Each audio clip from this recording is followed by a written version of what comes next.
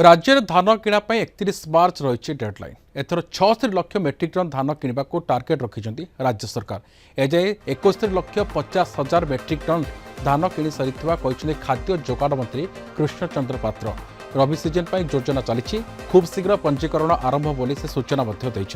सेपरी हठात कहार ration card कटाଯିब ना स्पष्ट कर 30 लाख 734 लोक ई केवाईसी करना 31 मार्च पर जना पड़ो केते लोक ई केवाईसी करना 31 मार्च पर फील्ड विजिट कर जो हिताधिकारी करना कहीं से कले तार कारण खोज तो हठात कहार राशन कार्ड कटाଯିब ना एवं सर्भे चली एप्रिल 15 सुधा सर्भे सर हिताधिकारी नुआ राशन कार्ड पाइपर आमर धान किणा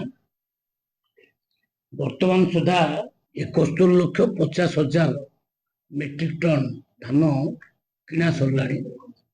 आम टार्गेट तो बहुत अधिक अच्छी तथापि 31 मार्च सुधा केते होची देखा जिवो आमे चाहूँ जड़े भी कृषकर टोकन लाभ न हो जड़े भी कृषक तार धान बिकिबारे असमर्थ न हो जो माने ई केवाईसी लास्ट रे करिवे नहीं से मानकर मध्य आमे घर को घर ऑफिसर मान जाइकिरी सर्वे करिवे प्रकृत से लोक माने अछंती ना नाहंती किंबा रही किरी